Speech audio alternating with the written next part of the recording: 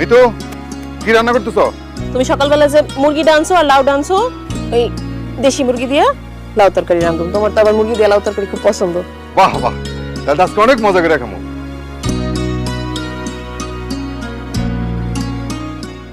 ভাইজান কেমন আছো?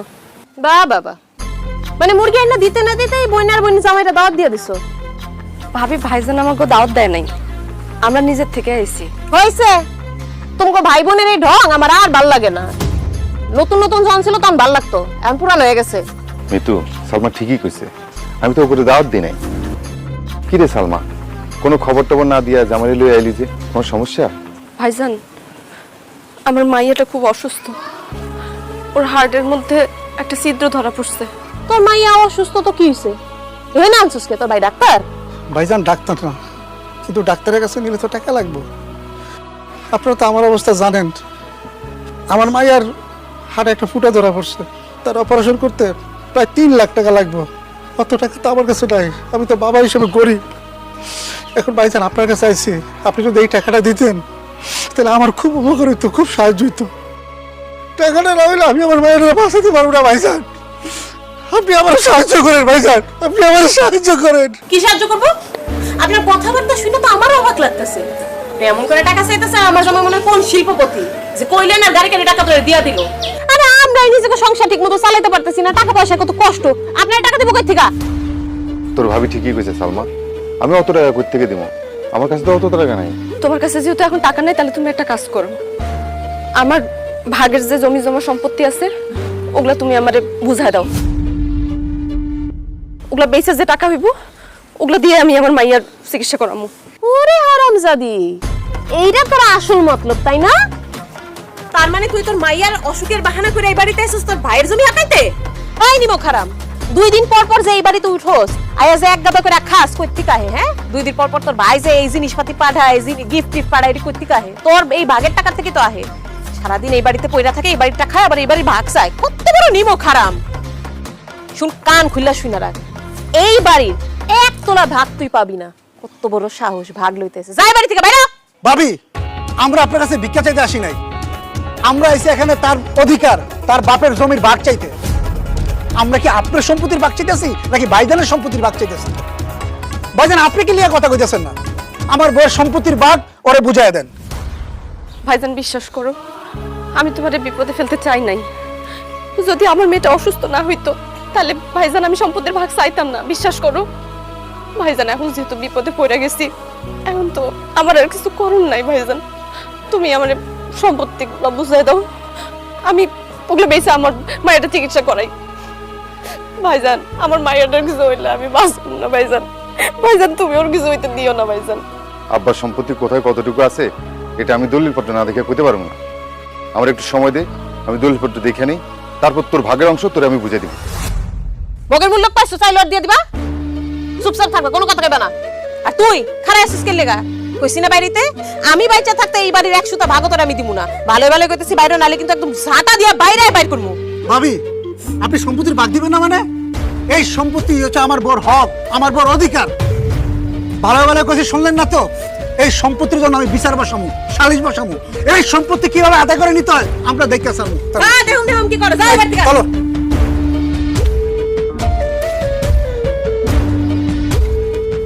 তুমি আমার মুখের উপর একটা কথা কইবা না, আমি দেখালুম।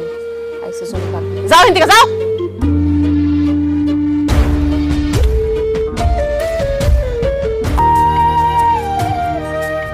কি ব্যাপার কত? সে বিকাল থেকে দেখতেছি গম্ভীর ভাবে কি জানি চিন্তা করতেছো। কি বিষয়? কি? সালমা ব্যাপারটা নিয়ে ভাবতেছি। আমার আব্বা মরে যাওয়ার সময় কইছিল আমি যেন আমার বোনকে তার হক থেকে বঞ্চিত না করি, আমি যেন তার খোঁজ খবর নেই, আদর যত্ন করি। মরে যাওয়ার সময় আব্বা যে কথাটা কইছিল, ওই কথাটা না আমার কানে বাজতেছে। আমার মনে হয় কি মিতু, সালমাকে তার হক থেকে বঞ্চিত করা আমার ঠিক হইব না। ওরে ডাইকা ওর সম্পত্তির ভাগ করে বুঝাই দিই। আজকে এই কথাটা কইছো, আজকে পরে আর কোনোদিন মুখে আনবা না। বোনের ভাগ বুঝে দিবা মানে কি? হ্যাঁ, এই যে তোমার বোন যখন আসে 15-20 দিন করে থাকে, তুমি রেখা রেখা খাওয়া, আমি কিছু কই? ঈদ আসলে যে কোনো সময় তুমি ছেমাই চিনি থেকে শুরু করে এমন কোন জিনিসটা আছে যে দাও না? কোরবানি ঈদে গরুর অর্ধেকটাই তো উঠায় রাখো বোনের লেগা, সব তো দিয়া দাও। কোনোদিন কিছু কইছি? কোনোদিন তো কিছু কই নাই। তোমার বোনের হক তুমি দাও, ভালো কথা, কিন্তু সয় সম্পত্তির ভাগ তুমি দিতে দিব না। তুমি তো বুঝতেছো না, আজকে আমরা দুজন আছি ভালো কথা, ভবিষ্যতে আমাকে বাচ্চা কাচ্চা হইব। তোমার বাপ মরার পরে তোমার কতটুকু জমি দিয়ে গেছে, এর মধ্যে থেকে যদি তুমি তোমার বোনের দিয়ে দাও তাহলে আমাকে থাকবো কি? আমার পোলাপেনের ভবিষ্যতে থাকবো কি? ভবিষ্যতে যদি ঘর বাড়ি কোনো কিছু তুলতে চাই কোথায় তুলবো কও? বাচ্চা কাচ্চা হইলে কি হইব না হইব এটা হেরে চিন্তা করবো, তাছাড়া সেটা ভবিষ্যতের বিষয়। কিন্তু এখন আমার ভাগ্নিটা অসুস্থ, আর আমার ভাগ্নিটা যদি কিছু হয়ে যায় আমার বোনও বাঁচবো না। আর ভাই হইয়া আমি এটা কেমনে সহ্য করবো তুমি কও? আর আমি যদি এই সময় বোনের পাশে না দাঁড়াই এটা আমার পাপ হইব, এলাকার লোকজন সিসি করবো। শোনো, সবসময় বাইরে থেকে যা দেখা যায় তা সত্যি হয় না। তোমার বোনের মাইয়ারা অসুস্থ লাগতেছে তার মানে এই না যে সত্যি সত্যি সে অসুস্থ। এটি সব তোমার বোনের চাল। তোমার বোন যে কত চালাক এটা তো তুমি জানো না। বাগ্নির অসুস্থতার বাহানা কইরা সয় সম্পত্তি সব নিতে চাইতেছে, আর কিছুই না। না, আমার বোন মিথ্যা কথা কয় নাই।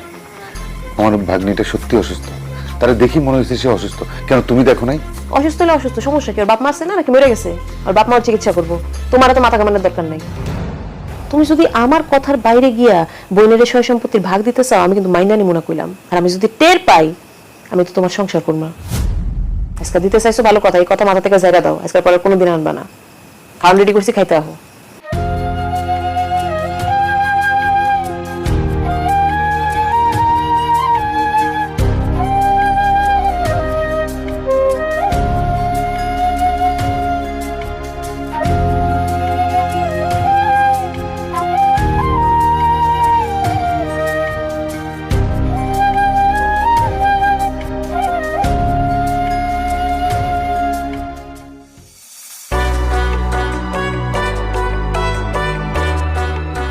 শাহিন, তুমি একটা শিক্ষিত পোলা, তোমারে খুব ভালো মনে করতাম, কিন্তু তুমি অশিক্ষিতের মতো এই কাজটা কেমনে তোমার বোনের সাথে করতে পারলা?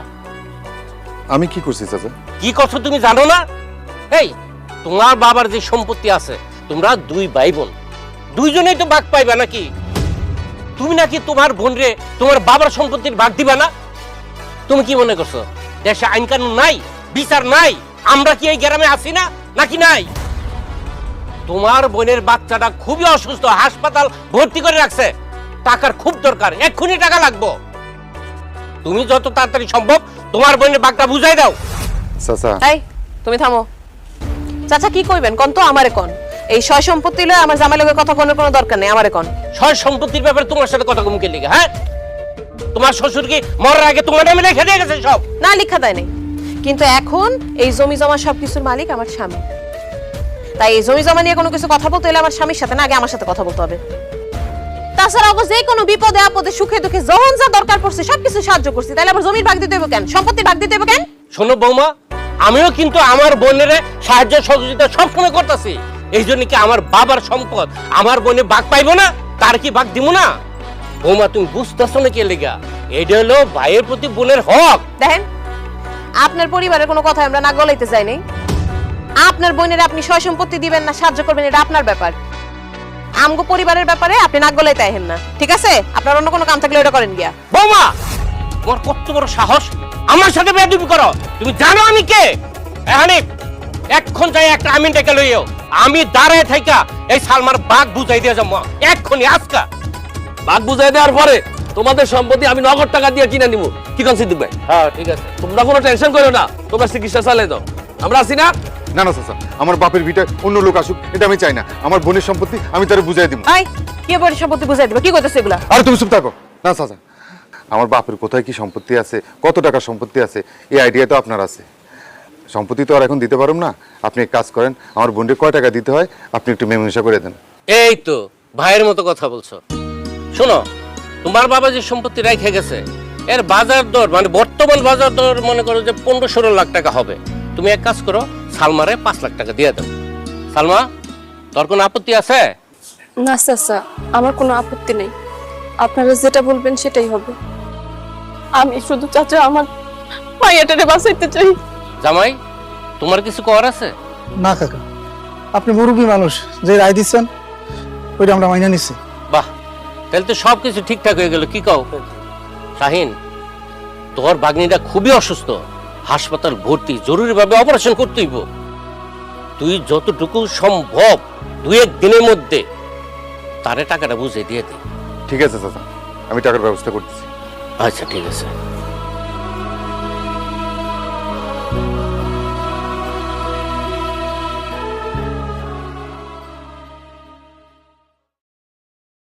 ভাইজান আমগরে খবর দিছো কেন? ঢঙের ঠেলায় বাসে না। খবর দিছ কেন বুঝো না? বাপের বাড়ির জমি বেচা তো টাকা নেওয়ার লেগে অস্থির হয়ে গেছোস। বাড়িতে ভাইয়ের বিরুদ্ধে সালিশ বসাইছোস। এই বাড়ির ভিতরে বাইরের মানুষ আনতে চাইছোস। তোর ভাই টাকা জোগাড় করে আনছে, এগুলো নিয়ে আমাকে উদ্ধার কর। যা বাইরে। আহা, তুমি আমার বোনটার সাথে সবসময় এভাবে কথা বলো কেন? চুপ করা। আমারে কথা বলতে দাও। সালমা, তুই তো হিসেবে 5 লাখ টাকা পাস, ভাই তো পুরো টাকাটা জোগাড় করতে পারি নাই। অনেক কষ্টে ধার দেনা কইরা এই 4 লাখ টাকা জোগাড় করছি। এই টাকাটা রাখ। ভাই যদি পারি তোর 1 লাখ টাকা শোধ করে দেবো, আর যদি দিতে না পারি ভাইয়ের উপরে কোনো দাবি রাখিস না। কি এর 1 লাখ টাকা শোধ করবা? হ্যাঁ, আবার শোধ করার কি আছে? 4 লাখ টাকা দিছে হয় নাই? আমাকে পথে বসে তুই টাকাগুলো হাতে করে নিয়ে যেতেছস না, বান্ডেল ধরে। চিন্তা করিস না, তুই আর তোর জামাইয়ের পথে বসবি, কথাটা মনে রাখিস। ভাবি তুমি এখন যাই কও, যাই বইলে আমার অপমান করো না কেন। এখন আমার কিছু করণের নাই ভাবি। এই টাকাটা ভাবি আমার খুব দরকার ভাবি। আমার বাচ্চাটার চিকিৎসার লাগে আমার খুব দরকার।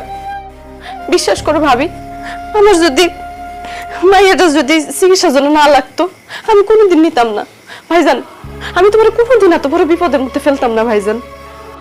তুমি আমার যা দিছো এই টাকাই আমার শুকরিয়া ভাইজান। তোমার আর টাকা দেওয়া লাগবে না ভাইজান, এটা দিয়ে আমার মায়ের চিকিৎসা হয়ে যাবো। ভাইজান, আপনি কোনো দাবি দেওয়া রাখেন না। আসলে সালমা এই টাকার ভাগ, সম্পত্তির ভাগ নিতে হয় নাকি, আমি ওরে পাঠাইছি। কি করবো কম, আমি তো আর্থিকভাবে অক্ষম। আমি তো পারতেছি না আমি আমার মেয়ের চিকিৎসা করিতে। আপনার দুইজনে আমার লিগে দোয়া করেন, আমার অবস্থা তো একটু ভালো হয়। এই টাকা আমি আপনার ফেরত দিয়ে দিব। এটা তুমি কি কইতেছ হানি? আমার বাপের সম্পত্তির ভাগ আমার বোন পাবো, এটা তো তার হক। আমি তো এমনি তারা 1 লাখ টাকা কম দিছি। তুমি কখনো এই টাকা শোধ করার চিন্তাই করো না। তাড়াতাড়ি টাকাটা নিয়ে হাসপাতালে যাও, আমার ভাগ্নিটা চিকিৎসা করো, ওই সুস্থ করো। ভাইজান আমার মায়ের লেগে দোয়া করো, আল্লাহ যেন পুরো তাড়াতাড়ি সুস্থ করে দেয়, ও যেন ভালো হয়ে যায় ভাইজান। ঠিক আছে, যা তাড়াতাড়ি চিকিৎসা করা, আমি এসে দেখে যাবো না। যা। যাই ভাইজান, আসসালামু আলাইকুম। চলো।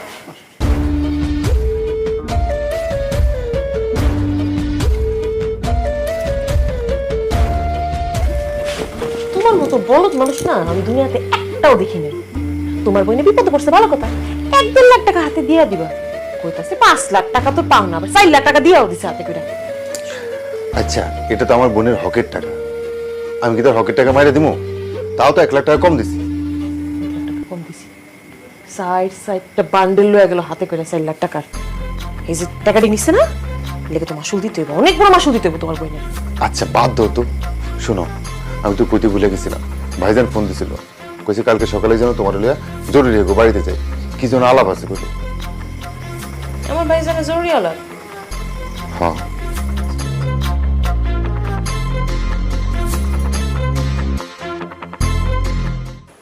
কি ব্যাপার ভাইজান, কত হঠাৎ করে আম করে খবর দিলা, কি হয়েছে? মিতু বোন, তুই তো জানোসই যে অনেকদিন ধরে আমার চাকরিটা গেছে, আর দেশে তেমন কোনো চাকরির ব্যবস্থা করতে পারতেছি না। বেকার বৈশা থেকে আসলে সংসারের অবস্থা বুঝতেই পারতেছিস, চালানোই মুশকিল হয়ে গেছে। এই জন্য ভাবতেছিলাম যে বিদেশ চলে যাবো। হরে বোন, আমার এক ভাই সৌদিতে থাকে, ভালো ইনকামও করে, আর একটা ভালো ভিসাও পাইছে। তাই তোমার ভাইরে আমি জোর করে কইতাছি যে বিদেশ চলে যেতে। ও ভাইজান বিদেশ যাবা? হ হ। খুব ভালো খবর। তোকে এই খবর দেওয়ার লাগে আমগো ডাকাইছিলা? না রে বোন, অন্য একটা কারণ আছে।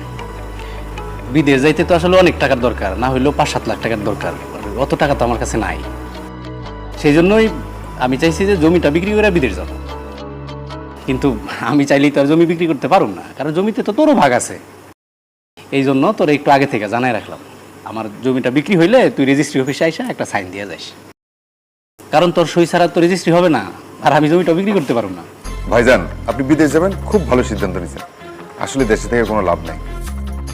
আর জমি বেচার ব্যাপারে যেদিন রেজিস্ট্রি করতে দেবো আপনি আমার জানান, আমি মিত্র নিয়ে রেজিস্ট্রি অফিসে আসবো, ও সই দিয়ে দিব, কোনো সমস্যা নেই। তোমার সমস্যা না থাকতে পারে, আমার তো আছে। ভাইজান, আব্বা মারা যাবার পরে এই সয় সম্পত্তির মালিক তুমি আর আমি। তুমি বিদেশ যাওয়ার লেগে তোমার ভাগের সম্পত্তিটুকু বিক্রি করবে, তাতে আমার কোনো আপত্তি নাই।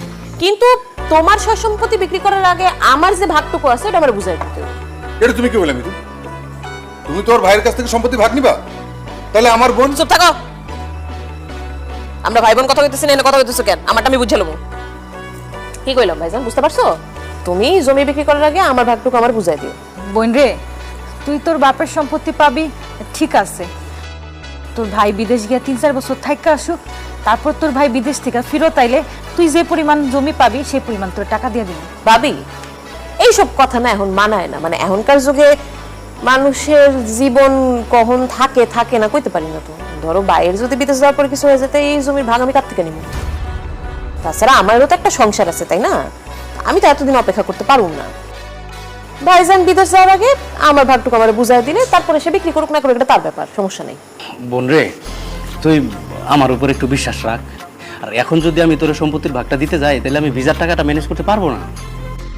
আমি বিদেশ যাইয়া 2-3 বছরের মধ্যে তোর সম্পত্তির ভাগ, টাকা পয়সা আমি সবকিছু তোর একদম ঠিকঠাক বুঝাই দেবো। আমারে মাফ করো ভাইজান, তোমারটা তুমি বুঝতেছো, আমারটা তো আমার বুঝন লাগবে, তাই না?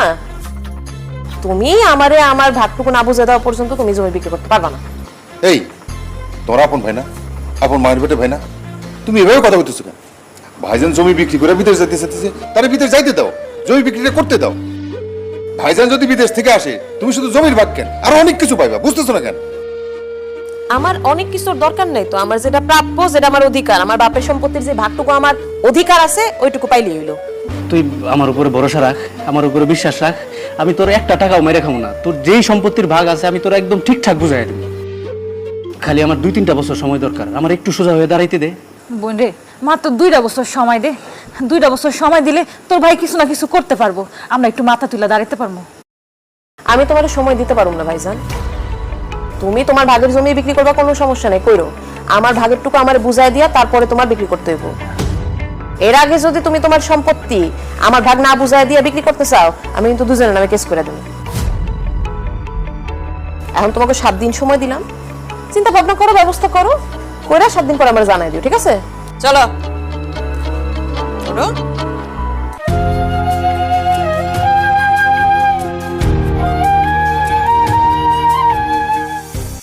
ভাইজান, ভাবি। আলমা, তুই কেমন আছো?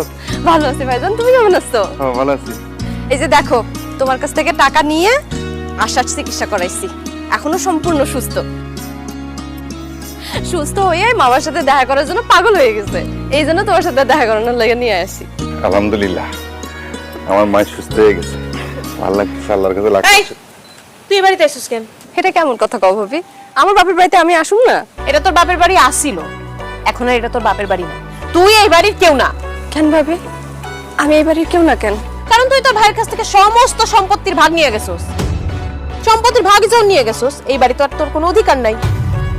তোর যত হক ছিল, যত অধিকার ছিল, সম্পত্তির ভাগ নেওয়ার সাথে সাথে সব শেষ। আর কখনো আমার এই বাড়িতে আবি না। তোর মাইয়ারে নিয়ে তাড়াতাড়ি বাইরে হ। এটা তুমি কেমন কথা বলতেছো? আমার বোন সম্পত্তি ভাগ নিছে বলে সে কি এই বাড়িতে আইবো না? এটা তার বাপের বাড়ি, তার অধিকার এই বাড়িতে সবসময় আছে। কিসের বোনের অধিকার থাকবে? ও যদি তোমার বোনই হইতো, ও যদি তোমার নিজের ভাই মনে করতো, এই বাপের বাড়ির থেকে, সম্পত্তির থেকে ও এভাবে ভাগ নিয়ে যেত না। এই সম্পত্তির ভাগ নিয়ে আবার এই বাড়িতে কোন মুখে আইছিস? হ্যাঁ, লজ্জা করে না তোর?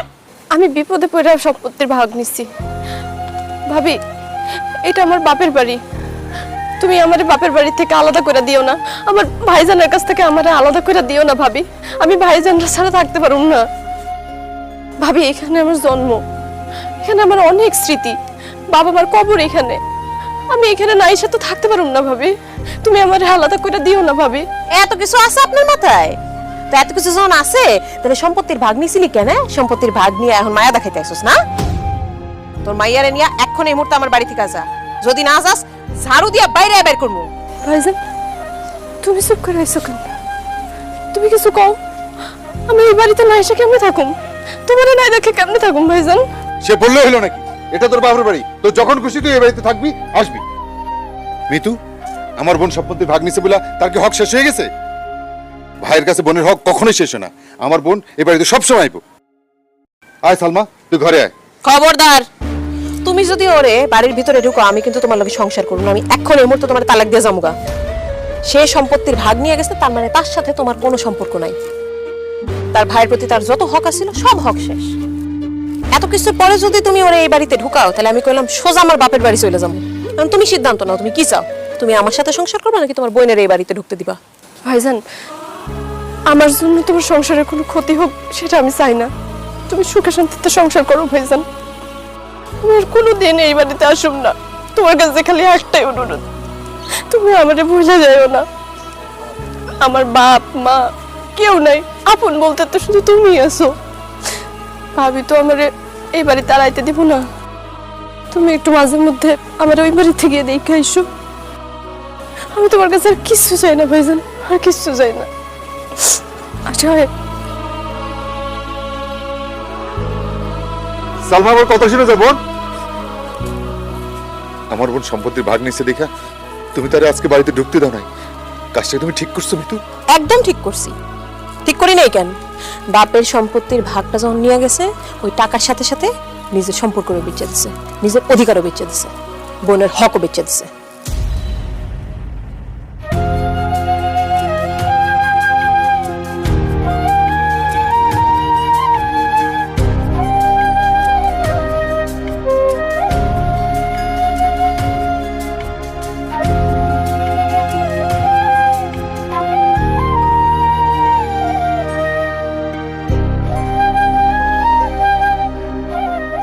আরে ভাইজান, ভাবি, আসেন আসেন, ভিতরে আসেন। না না, ঘরে যাবো না। মিতু কই? আছে তো। মিতু, মিতু, দেখো কি আসছে। ভাইজান আসছে, ভাবি আসছে। ভাই ভাবি আসছো তোমরা? যাক, ভালো হয়েছে তোমরা আজকে আইসো দেখে আর গেলাম না, নাইলে বিকালে তোমার বাড়িতে যেতাম। ভাইজান, সেদিন যে তোমারে কইলাম আব্বার সয় সম্পত্তি ভাগ করতে হইব, তো ওই ব্যাপারে কি সিদ্ধান্ত নিলা? সিদ্ধান্ত নেই আর কি আছে, বাপের সম্পত্তির ভাগ তো তুই পাবি। ভাবছিলাম বিদেশে গিয়া টাকা পয়সা ইনকাম করে তারপরে তোর ভাগটা বুঝাই দেবো, কিন্তু তোর যেহেতু এখনই লাগবো, কি আর করার, তাই তোরে তোর হিসাবটা বুঝাই দিতে এলাম। যাক, এটা বুদ্ধিমানে একটা কাম করছো ভাইজান।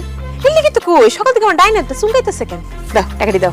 আব্বা যে সহায় সম্পত্তি রেখে গেছে সেটার হিসাব নিকাশ করলে 12-13 লাখ টাকা হয়। সেই হিসাবে তুই 4 লাখ টাকা পাস। বুঝতেই তো পারতেছস, আমি কয়দিন পরে বিদেশ যাবো, সেখানে অনেক টাকার দরকার। তাছাড়া তুই তো জানোসই, কয়েকদিন আগে তোর ভাবি অসুস্থ হইলো, সেখানেও অনেকগুলো টাকা চলে গেল। 4 লাখ টাকা জোগাড় করতে পারি নাই, 3 লাখ টাকা পারছি। দাও, টাকাটা দাও।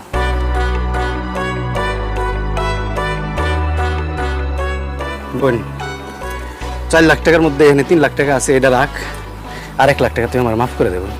ভাইজান, আপনি বড় ভাই, আপনি মাপ চাইবেন কেন? আপনি খুশি হয়ে যা দিচ্ছেন তাতে আমরা খুশি। আমরা আর কোনো দাবি দেওয়া নাই। তুমি চুপ করো। দাবি দেওয়া নেই কইতে আছে, আমার আছে। শোনো ভাইজান, তুমি নিজের মুখে কইলা 4 লাখ টাকা, কারণ আমি যদি জমি মাপতে যাই দেখা যাবে আমি 5-6 লাখ টাকার বেশি পাবো। তুমি বড় ভাই, তুমি কইছো 4 লাখ টাকা, ভালো কথা। 4 লাখ টাকা তো পুরোটা দিতে হইব, আমি তো 1 টাকাও কম নিব না। এটা তোমার কেমন বই? 1 লাখ টাকা কম নিতে চাইতেছে না? শোন, তোর 1 লাখ টাকা কম নেওয়া লাগবে না। আমার জামাই যখন বিদেশ দেবো, বিদেশ দেওয়া যখন টাকা পাঠাইবো, তখন আমি নিজেই তোর 1 লাখ টাকা দিয়ে যাবো। ভাবি, এইসব কথা না আমি খুব ভালো বুঝি। ভাই একবার বিদেশ গেলে গা, এই 1 লাখ টাকা তো দূরের কথা, তোমার খোঁজ খবরই পামু না। সয় সম্পত্তি তো পরের জিনিস, বাকির নাম ফাঁকি, বুঝছো?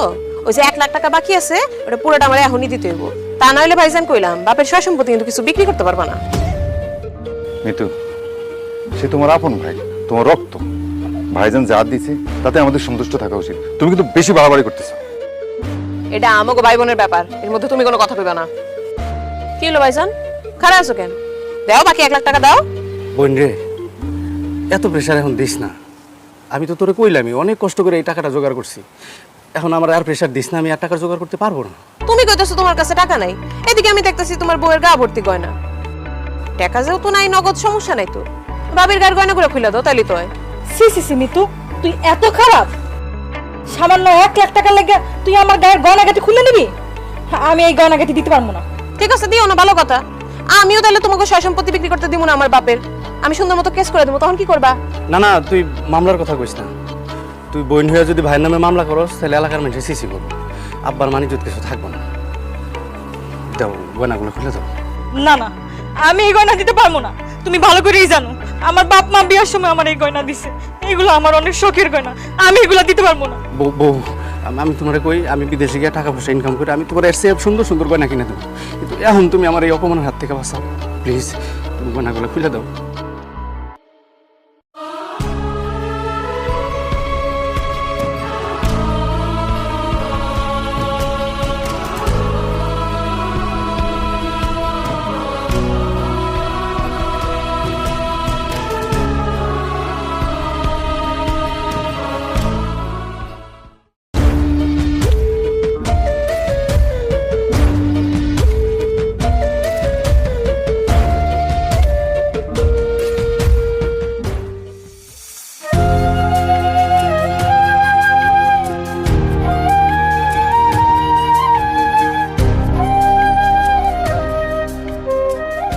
কি ব্যাপার সালমা, এত রাত করে তুমি বাড়ির বাইরে বসে রয়েছো মন খারাপ করে?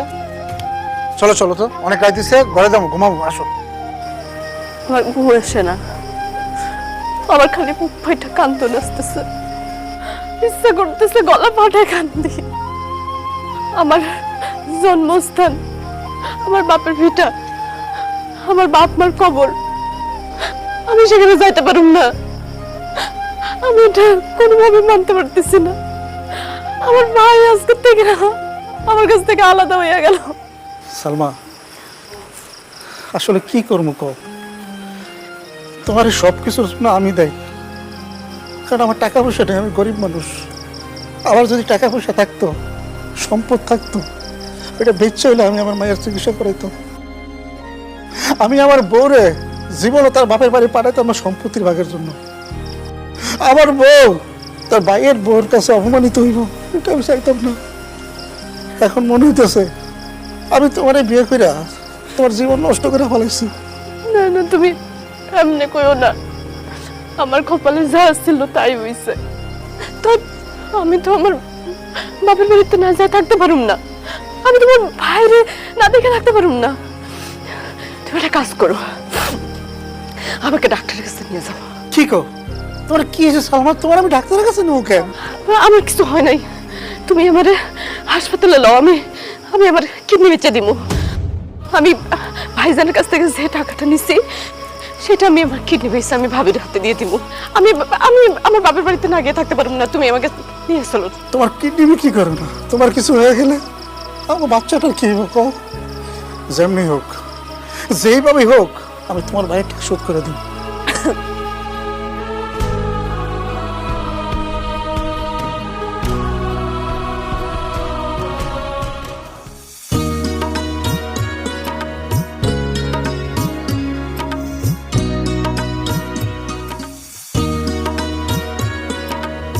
ভাবি কেমন আছো?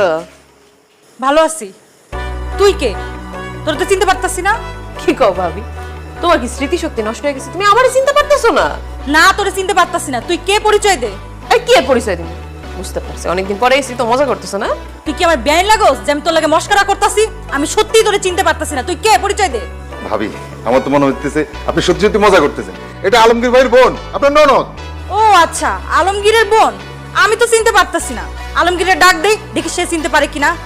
কই গো, এদিকে আসো তো। কি ব্যাপার, টাকাটাকি করতেছো কেন? হ্যাঁ নাকি কইতাছে হ্যাঁ তোমার বোন। দেখো তুমি চিনতে পারো কিনা। আমি তো চিনতে পারতাছি না। না তো, আমিও তো চিনতে পারতেছি না। এই কে তুই? এই বাড়িতে কেন আইছস? আমি তো কিছুই বুঝতে পারতেছি না, তোমরা আমার না চেনার ভান করতেছো কেন? কি হয়েছে ভাইজান? আমি তো তোমার বোন, এইভাবে কথা কইতেছো কেন? এইভাবে কথা কই না তো। আমার বোন ছিল, কিন্তু এখন আমার কোনো বোন নাই, আমার বোন মরে গেছে। কি কইতেছো ভাইজান? তোমার ফোন মরে গেছে মানে? তোমার বোন মরে গেলে আমি কে? আমি কেমনি তোমার সামনে খাড়ায় আছি? তুই জোর করে আব্বার ভাগের সম্পত্তির ভাগ নিছস। এরপরে আমি বহুত কষ্ট করে 3 লাখ টাকা জোগাড় করছি, তুই 4 লাখ টাকা, 1 লাখ টাকার জন্য তুই আমার বউয়ের কাছ থেকে স্বর্ণ গয়না খুলে নিছস। তোর কারণে আমি বিদেশ যাইতে পারি নাই, আমি বেকার বাড়িতে বসে রইছি, আমি আমার সংসারের ঠিক মতো দেখভাল করতে পারি না। এত কিছুর পরেও তুই কি করে ভাবলি যে তোর বোন হিসাবে আমি পরিচয় দিব? ভাইজান তুমি এগুলো কি কইতেছো? আমার বাপের সয় সম্পত্তিতে আমার হক আছে, আমি আমার হক আদায় করছি, আমার অধিকার। এই জন্য তুমি আর ভাবি মিলে আমার বাড়ি থেকে বের করে দিবা? আমার জামাইয়ের সামনে আমার এভাবে অপমান করবা? অবশ্যই তোর এই বাড়ি থেকে বাই করে দেবো। তুই তোর বাপের সম্পত্তির ভাগ নিয়ে গেছিস, তোর এই বাড়িতে কোনো অধিকার নাই, তোর এই বাড়িতে কোনো হক নাই। খবরদার, তুই তোর জামাই নিয়ে এই বাড়িতে আর কোনোদিনও আসবি না। যা বাইরে যা। ভাবি, সম্পত্তির ভাগ নিলে আপনার ননদ দিচ্ছে, আমি তো নেই নাই। আপনি আমাকে কেন অপমান করতেছেন বলেন তো? অপমানে দেখছেন কি? আপনি আপনার বড়ি নিয়ে এক্ষুনি বাইরে যান, না হলে ঘাট ধরে দুজনে বাই করে দেবো। শুনছো তোমার ভাবি কি কইছে? সে নাকি আমার ঘাড় ধাক্কা দিয়ে বাড়ি করে দিব। এত অপমানে বড় এখানে দাঁড়িয়ে থাকবা? কইলেই হলো ঘাট ধাক্কা দিয়ে বের করে দিব? দেহি বের করে তো ঘাট ধাক্কা দিয়া হাত থেকে মোড়ায় ভাঙ্গালাম না। এটা আমার বাপের বাড়ি, এনে আমার হক আছে, অধিকার আছে। আমি মরার আগ পর্যন্ত এই বাড়িতে আমু থাকুম খামু, দেখি কি করতে পারো। সব কিছুর নাটের গুরু তুমি। তুমি আমার ভাইরে এই সমস্ত কুপরামর্শ দিয়ে আমার ভাইয়ের মাথাটা খাইছো, তাই না? যত সব ফালতু কথা কইছো, একেবারে ফালতু কথা কইবা না, কইলে কিন্তু তোমার ঘাট ধাক্কা দিয়ে বাড়ি থেকে বের করে দিয়ে আমার ভাইরে আরেকটা বিয়া করাই দিবি। কি তোর এত বড় সাহস? একে তো জোর করে সম্পত্তির ভাগ নিছিস, তার উপরে আমার জামাই আমার কাছ থেকে কাইরে নিতে চাস? আমার সংসারে সতী নেই না, আমার সংসার ধরে সার্কা করতে চাস? এই, তুমি কি কিছু কইবা নাকি দেখো তোমার বোনকে আমি কি করি? এক সময় তো আমার বোন ছিল, আর সে আমার বোন জামাই। আমি তো তাকে কিছু কইতে পারি না। তোমার যা ইচ্ছা তুমি করো, যেমনি পার বাড়ি থেকে বের করে দাও। এই বাইরে।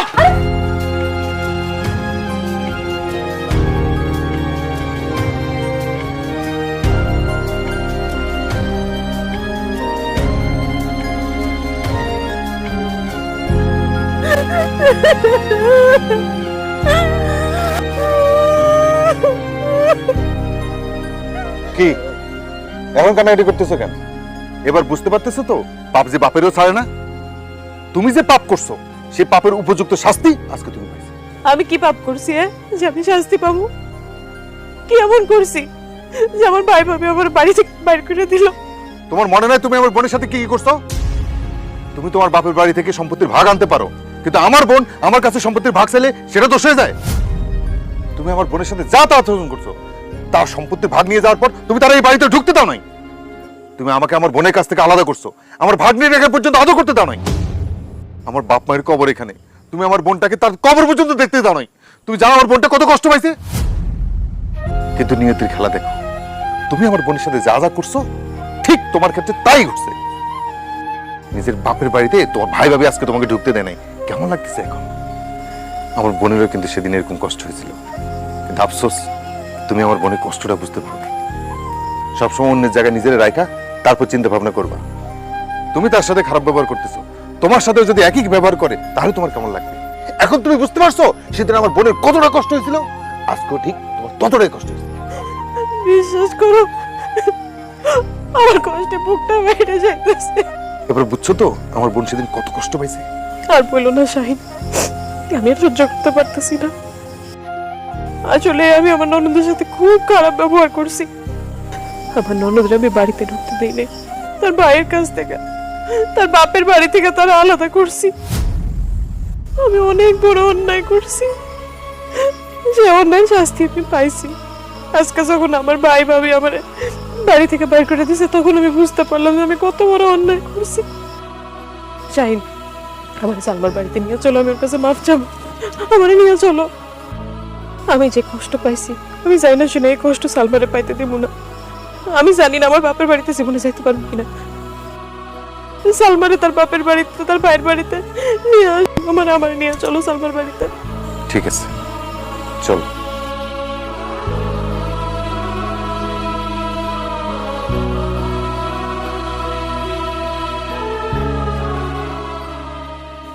ভাইজান, ভাবি তুমি আমার বাড়িতে আইছো, আমার যে কি খুশি লাগতেছে। এই কই তুমি? দেখা যাও, ভাইজানের ভাবি আইছে। আমার যে কি খুশি লাগতেছে, আমি বুঝাইতে পারবো না। আসসালামু আলাইকুম। আরে ভাই ভাবি আপনারা আমগো বাড়িতে? আরে বাইরে খাড়া করে রাখছো কি লিগা? ভাই ভাবি আইন ঘরের ভিতরে আইন। আরে আমি নিয়ে যেতেছি, তুমি একটা কাজ করো তো, তুমি জলদি জলদি বাজারে যাও। বাজারে যে মাছ মাংস যা পাবা সব লয়ে আইবা। আমি আমার ভাইজান আর ভাবিরা নিজ হাতে রান্না করে খাওয়ামু। ঠিক আছে, তুমি ঘরের মধ্যে বসো, আমি আইতাছি। দাঁড়ান ভাইজান।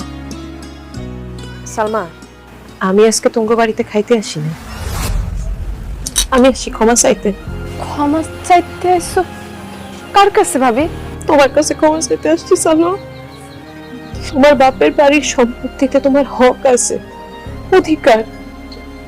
তুমি সেই অধিকার চাওয়ায় আমি তোমার সাথে অনেক খারাপ ব্যবহার করছি, তোমার বাপের বাড়িতে যাইতে দিই নাই, তোমার বাইরে থেকে আলাদা করছি, এমনকি তোমার বাবা মার কবরটা পর্যন্ত আমি দেখতে দিই নাই। আমার মাফ করে দিই।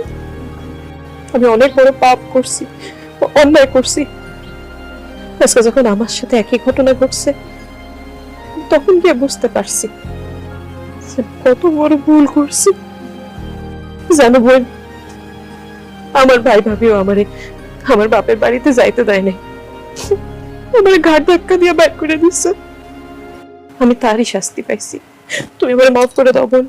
তুমি আমার মাফ না করলে উপরওয়ালা আমার কোনোদিন মাফ করবে না, আমি শান্তি পাবো না।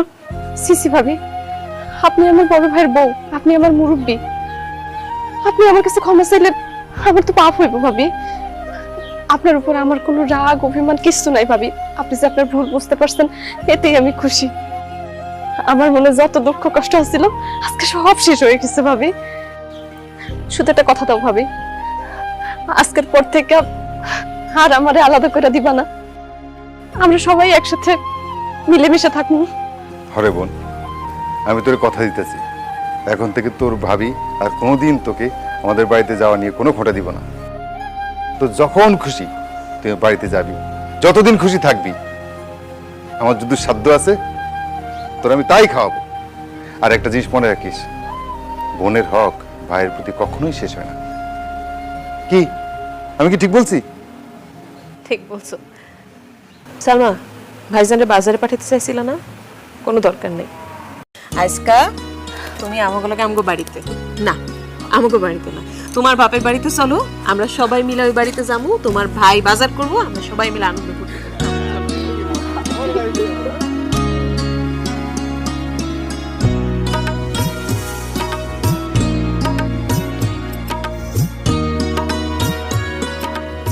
সালমা, এই লো তোমার আর তোমার জামাই যা যা পছন্দ সব রান্না করছি, শুরু করো। ভাবি কষ্ট করে এত কিছু রাঁধতে গেছেন কি লিগা? কারণ আমরা এত পদের খাবার কেমনে খাবো কোন তো? কষ্টের কি আছে? আর এতগুলো পদ খাবেন কেমনে, মানে কেমন কথা? জোয়ান মানুষ, এখন খাবেন না তো কখন খাবেন? এখনই খাওয়ানোর সময়, আস্তে আস্তে খাইবেন, ধৈর্য নিয়ে খাইবেন, সময় আছে। তাহলে দেন বিসমিল্লাহ শুরু করি। হ্যাঁ, আস্তে আস্তে। ভাইজান আপনার আবার কি হলো? আমার ভাগ্নি কই, আশা কই? আশায় ডাক দাও, আশা খাইবো না? আরে ভাইজান কি যে কও, ও কি এত রাত পর্যন্ত জায়গা থাকে? আমি সেই কখন খাওয়াই দিয়েছি, ও ঘুমায়ও গেছে। আচ্ছা ঠিক আছে, এবার শুরু করো। আমার ভাগ্নি যেহেতু খাইছে আর কোনো সমস্যা নাই, দাও শুরু করো। কিরে মিতু, তোরা নিজেরাই খাবি, ভাই ভাবির কথা ভুলে গেলি, দাওয়াত দিলি না যে? তোমাকে কি দাওয়াত দেবো ভাইজান? তোমরা তো নিজেরাই আমার লোকের কোনো সম্পর্ক রাখো নাই। আমার বাপের ভিটা বাড়ির ভাগ আমি নিছি বইলা তোমরা দুইজনে মিলে আমার জামাইয়ের সামনে আমার অপমান করছো, আমার জামাই সহ আমার বাড়ি থেকে বাইর করে দিছো। আমি খুব কষ্ট পাইছি ভাইজান, বিশ্বাস করো। ওই দিনের কষ্টের কথা আমি জীবনে ভুলুম না। অবশ্য আমিও পাপ করছিলাম, সে পাপের শাস্তিও আমি পাইছি। তাই তোমার আমার কোনো রাগ নাই। তোমরা আইসো, খুব ভালো হয়েছে ভাইজান। তুমি যে আমার 3 লাখ টাকা দিচ্ছি না, ওই 3 লাখ টাকার ভাবির যে গয়নাগুলো আমি রেখে দিচ্ছি, ওগুলো সব আমি তোমাকে ফেরত দিয়ে দিন। আমি বুঝছি টাকা পয়সার থেকে রক্তের সম্পর্ক, ভাই বোনের সম্পর্ক অনেক বড়। আমার টাকা পয়সা সম্পত্তি কিচ্ছু লাগবো না। আমার ভাই ভাবির আদর পাইলেই হইব, দোয়া পাইলেই হইব। তোমরা আমার মাফ করে দিও। আরে আমার কাছে তোর মাফ চাইতে দেবো না, আমরা এমনি তোরে মাফ করে দিছি। আর তাছাড়া আমরা তো তোর উপর রাগই করি নাই। কি দুলা ভাই, বুদ্ধি মনে হয় কাজে লেগে গেছে। কি বুদ্ধি ভাবি? তোমার ভাই ভাবি তোমার ইচ্ছে করে খারাপ ব্যবহার করে নাই, তোমার ঘর থেকে বেরও করে দিতে চাই না। আমি ভাই ভাবিরে শিখাই দিছি যেন তুমি ওই বাড়িতে গেলে তোমার আর আমার ঘাড় ধাক্কা দিয়ে বাড়ি থেকে বের করে দেয়। তোমার বাপের বাড়ি থেকে তোমার বাইর করে দিলে তুমি যে আমার বোনের সাথে অন্যায় করছো, ভুল করছো, তা যেন তুমি বুঝতে পারো। শোনো, বোনের হক ভাইয়ের কাছে কখনোই শেষ হয় না। আর এই জিনিসটা বোঝানোর জন্যই ভাইজানরা আমি অনুরোধ করছি তোমার সাথে এই আচরণ করতে। ভাই ভাইয়ের কোনো দোষ নাই, তারা যা করছে আমার কথাতেই করছে, তুমি তাদের উপর রাগ রাখো না। তুমি একদম ঠিক কাজ করছো। তুমি যদি এই কাজটা না করতা, আর ভাই ভাবি যদি তোমার সঙ্গ দিয়ে আমার সাথে এই আচরণটা না করতো, আমি জীবনে আমার ভুলটা বুঝতে পারতাম না। কিন্তু আমি কথা দিতেছি, আজকের থেকে আমরা সবাই মিলেমিশে থাকুক, এক লগে থাকুক, সম্পত্তি ভাগাভাগি এই সমস্ত কথাবার্তা আর কোনোদিন মাথায় বানব না। সবাই একলগে সুখে শান্তিতে থাকো। ভাইজান বসো, আমরা সবাই একলগে মিলামিশে খামো। ভাবি তুমি আসো তো, তুমি আমার পাশে বসো। ভাইজান তুমি চেয়ারটা টান দিয়ে নিয়ে আসো, আমি তোমার খাওন বাড়ি।